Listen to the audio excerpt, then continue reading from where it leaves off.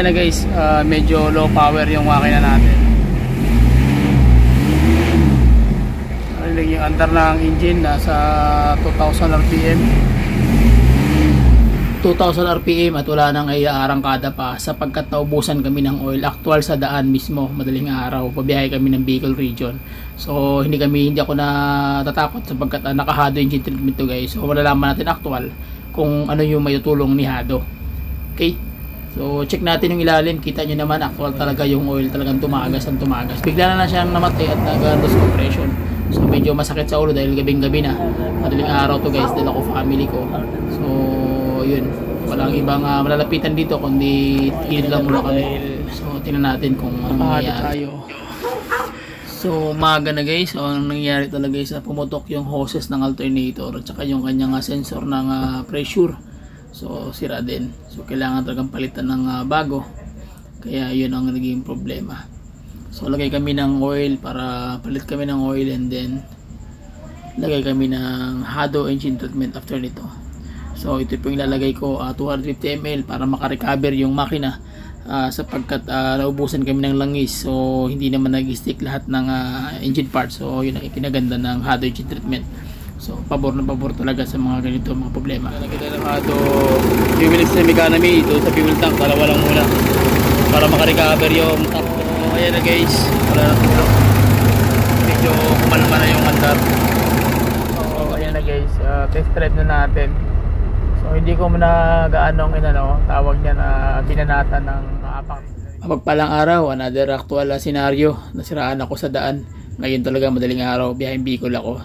So samahan niyo ako sa journey ko guys kung okay ba yung Hado engine treatment na ginagamit natin. Kaya bang mag long last sa ganitong scenario na lagi kong sasabi na nagkukurom ito.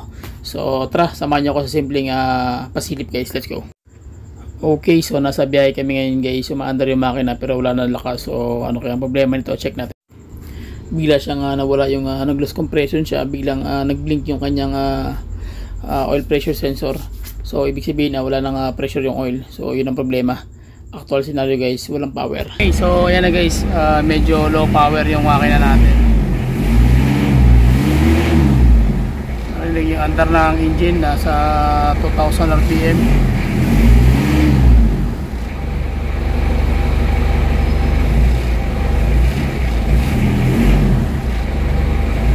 So ang gagawin lang natin dito is check muna natin yung buong system ng makina. Buksan natin yung hood, check natin yung pressure level. So may problema yung nito guys, yung kanyang oil pressure, sira na rin wiring nito, baka putol na o hindi natin alam. So check ko muna guys yung family ko para makita natin kung ano yung sitwasyon ng loob ng sasakyan. So tara. Hi, punta kami Bicol guys. Hello. Okay lang kayo dyan. Okay lang sila. Tulog kami guys. Ate, na-open ko na. Saan si Josh? Saan si Josh? Wow. Saan? Tingin sa camera. Sabi siya guys. Kasi nahihilog po siya. Dapat ang number na ito kailan may completed na mana ibang number. Oh, naubusan ako ng oil. Problema yung niya. Ito. Ang problema is yung kanya pressure, oil gauge. So yun ang problema, nag-leaking, dun dumaan yung oil. So naubusan ako ng oil. Buti na lang nakahado ako. Kung hindi ako nakahado, overheat ako.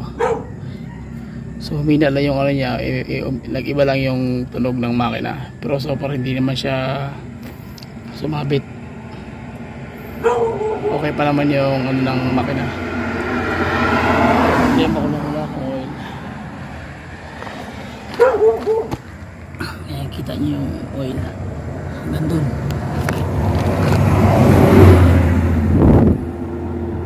Ayan, grabe ang kalat guys. Kalat na dun. Talaga yung oil ko. Okay, ginaganda dahil nakahado tayo. Anong oras na? Alas 4 na madaling araw. Ayan, nawaaw na lugar. So ito ang sinapit natin. Buusok yung loob. Pero wala problema yung dahil nakahado naman tayo. So wala problema yan guys. Lalagyan natin ng oil yan tapos okay na. Problema wala tayong oil na makukuha dahil sarado. Bagay ano naman eh. Alas 4 na.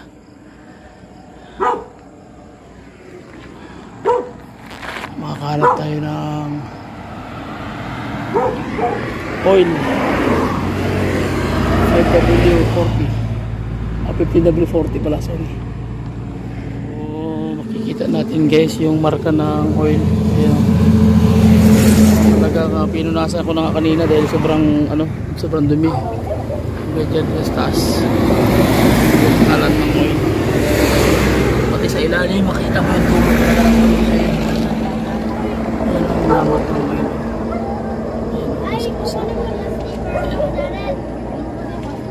So grabe yung kung makikita mo sa kanyang exhaust walang oil na basa, ibig sabihin nasa labas ang problema, may leaking.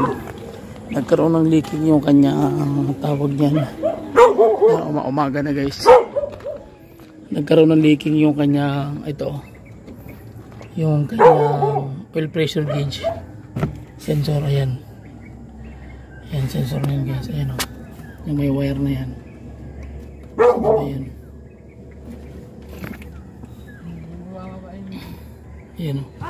Yan ang sensor guys. Yan ang problema, masira yan. So dyan dumaan yung oil, kaya lahat ng oil tapon doon. So ang kinaganda lang kasi nakahado tayo, so safe yung makina. Ayan, kita nyo kanina grabing usok yan, pero hinawakan ko hindi ka na mainit. So ibig sabihin okay yung makina.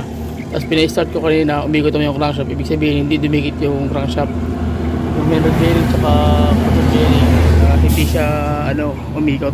So yun ang pinaka the best dito guys sa hydrogen treatment. Mismo ako talaga yung nag-promote. So na-test natin kung gaano ka-epektibo yung sistema ng hydrogen treatment na grooming. So mamaya problema kasi wala kaming oil na dala, kalahati lang yung dala ko. So nasiraan pa. Ngayon wala kaming oil, hindi pa malalagyan ng oil to hanggat hindi nagigising yung mga tao na taga rito. So kita nyo naman yung oil natin, halos walang laman. Kita nyo yan. Ayan walang laman, simot talaga. Pero tinakbo ko pa ng mga ilang kilometrahe, siguro mga 10 kilometers pa ang tinakbo ko. Ayan.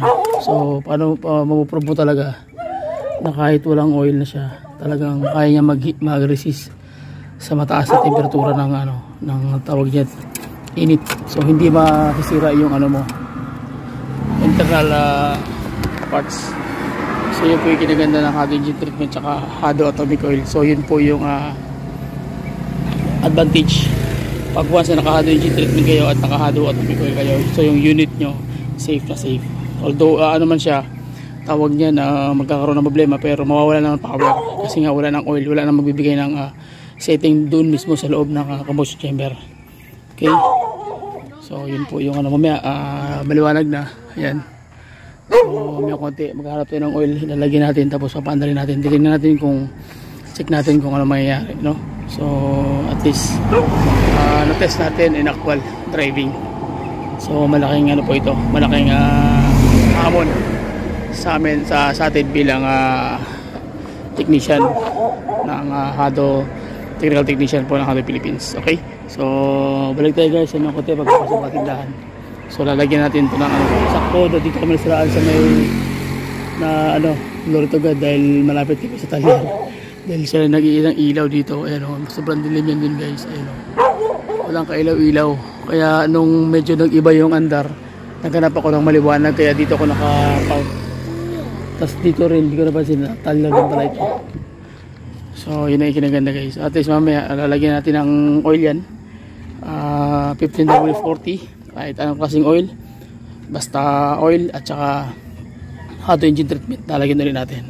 Tapos tingnan natin kung ano mangyayari sa biyahe natin. Okay, so sige, at least ito nakikita nyo na actual ito, hindi ito actual talaga na nasiraan tayo sa daan guys. Okay, kita nyo naman yung makina natin, 45-6 yan, pero matulit takbo nito. Sige, balik tayo guys sa mga konti pag may available na oil. Silipin muna natin yung ilalim. Tingnan nyo yung ilalim niya. Kita nyo yung leaking. Grabe. Kita nyo yung leaking yan guys. Ayan o. Mami, hi to. Nandun yan. Dala ko family ko. Asawa ko, mga anak ko. Ayan. So hindi basta-basta yung biyahe na ito guys. Check natin yung ilalim. Ayan o. Yung oil hanggang dito. Talagang hindi natin napansin kasi yung oil pressure gauge late na nag-appear. Ayan. Basta talaga siya ng oil. So sige, break tayo ng konti guys. Pag medyo may available na ng oil para malaman natin yung actual kung ano mangyayari sa ano natin, sa treatment na nilagay natin. Ayan, kita nyo, pinunasan ko na lang dahil sobrang dumi. Yung oil nagkalat-kalat na rito. Okay, doon kasi ako bumiyahe sa may tatawag lang ng bituka ng manok dito part. Papunta kang Bicol, madadaanan mo yun yung talagang akyatin. Talagang matarik talaga.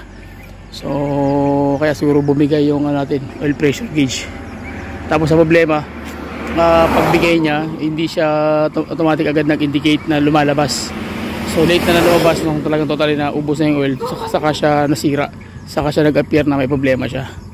So yun ang masaklap. So kita mo yung orasan guys, alas 5 na. Ayan o, alas 5 na dun sa orasan. Sana gising na yung mga tao dito. Sige, balik tayo guys. Mamaya konti pag okay na. Papunta pala kami Bicol. Ito na ginamit namin na unit. Okay, so ayan na guys, umaga na, almost mga magsi-6 na, bukas na yung ibang tindahan, yung shop mismo na naparkingan natin. So chinek ko muna yung kanyang buong mechanism, especially yung kanyang sender ng oil pressure. So makikita natin na talagang sira na siya. So yung oil isa na rin dito na dumaan. So nagkaroon ng leak ng oil. So kailangan siyang palitan. So dito na dumadaan yung oil mismo, and then yung sender sira na rin pala yung kanyang switch. Kaya tingnan nyo, loose na siya. So ibig sabihin may problema talaga. At yung kanyang mismong mechanism ng kanyang hose alternator guys sa sender din, sira na rin. So kailangan na rin siya. So malambot na siya guys, tutong na mismo yung kanyang hose. So kailangan siyang palitan. So yun pala yung isa rin sa kita nyo, wakwak na siya. So napakalambot niya na at tutong na yung mataas na bahagi. Kaya nagkakaroon siya ng sa vibration ng engine. So doon na dumaan mismo yung oil. So high pressure din yan. Pero return na yan siya guys. Pero kahit paano, malakas pa rin yung pressure ng engine. Kaya nangyari dito na dumaan at doon sa sender ng oil pressure gauge. So yun ang naging main cause problem. Kaya naubos yung oil. Pagka ubos ang oil, sira na rin yung kanyang sender. So dire-diretso na. So sige, palit tayo ng sender tsaka ng oil hose guys. So tara.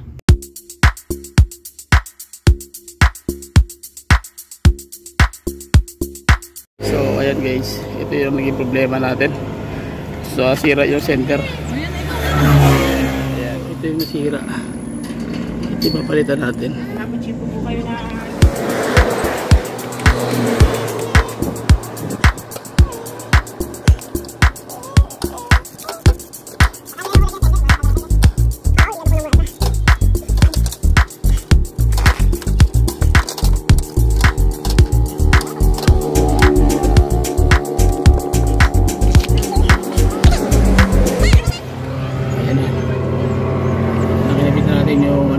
Salamat sa Panginoon at meron silang available.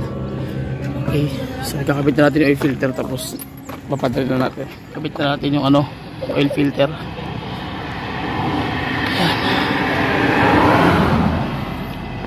Okay. Okay. Higpit ako muna. Okay. Okay na. Ito na guys, nakabili ako ng oil 4 liters. Ayan. So ilalagay na natin. Ate, video mo ko ate. Okay.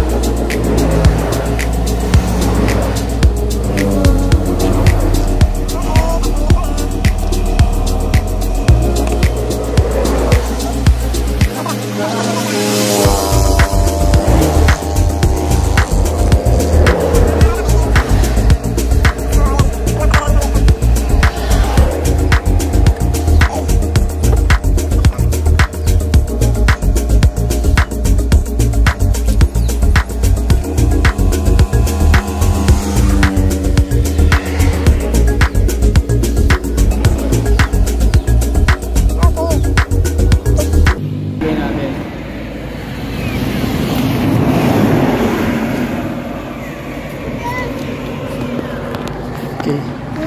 So, ayan na guys, apat na. So, check natin yung oil level. Ayan, super okay na. Tama lang siya, sir.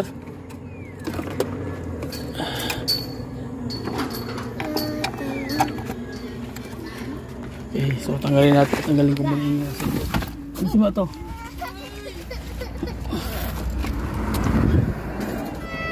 Okay, so start muna guys. Start natin. Halo mo yun ang tagdilan. Apalata na. Yeah. So umandar na siya. Papatayin ko muna ulit. Check natin. Check ko yung kalimin.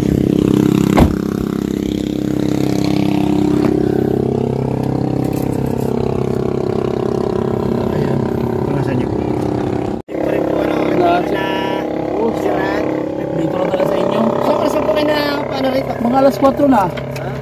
Kaya pag sabi ko tanyor to sabi ko tama-tama to kasi dito lang kapit bahay lang sabi. Kasama ba sa tempo ng daan dyan sa Tagkawayan?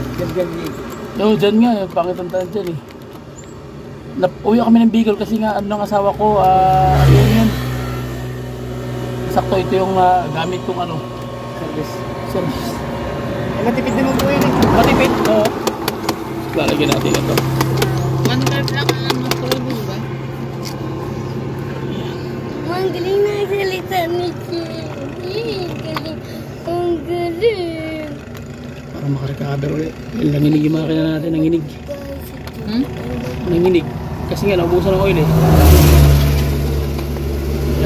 Fix on. Okay. Nasaan? Ano mo ate Bakit may sugat to? Mami, sabi ko. Ayan na guys. Wala na ito. Medyo kumalma na yung andar. So ang gawin naman natin, maglalagay tayo ng fuel system economy doon sa fuel tank. Dalawa lang muna. Para makarecover yung top kasi nga naubusan siya ng oil. Ayan, wala nang pulo yung yung ilalim, yung kanyang sensor. Yung kanyang hose, pinalta na natin.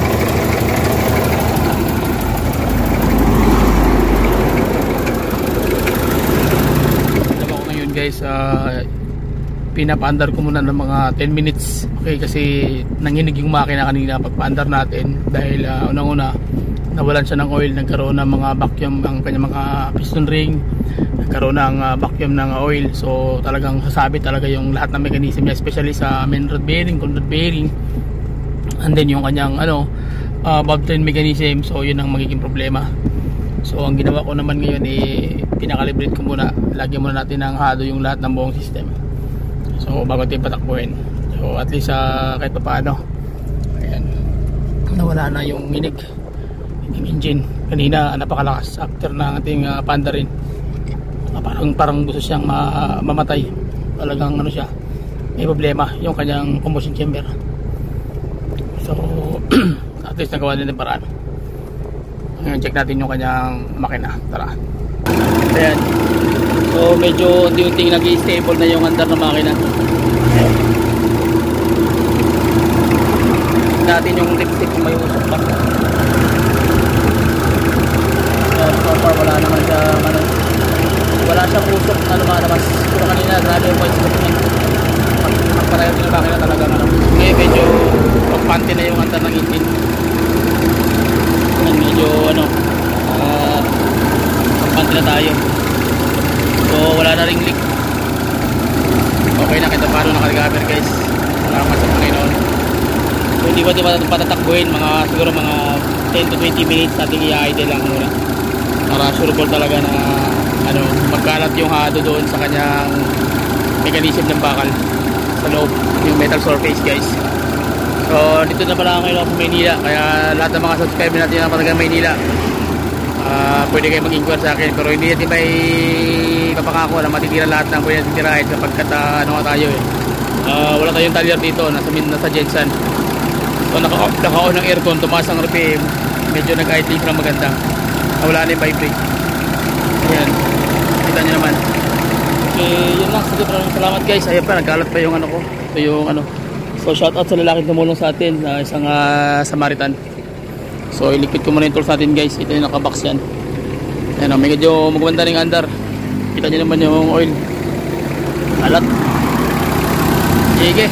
So yun lang, please share my video. And then test natin kung gaano kalupit yung hado. So ayan na guys, test drive na natin.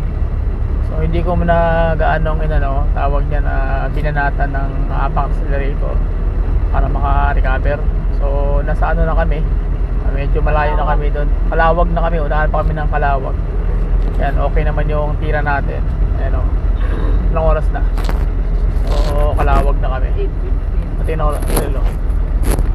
So yan, 8:50 na guys. So ibig sabihin okay yung ginawa natin na tira. So maganda talaga yung guys, hado engine treatment sa mga nagtatanong sa akin.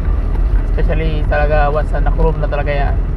Hindi na yan basta-basta matatanggal. So although mag-overheat ka man, pero totally hindi talaga masisira yung mga ibang parts ng makina mo, especially sa mga mid-journal, yung valve train mechanism. Yan talaga yung mangyayari na i-save yan ni hado.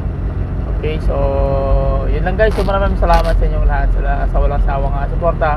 At comment na kayo sa comment section at re-reply natin yan sa mga oras. So please share my video and then subscribe to my YouTube channel. Bye bye and God bless. See you. Please subscribe to my YouTube channel. Bye bye and God bless. See you. Okay. Alright.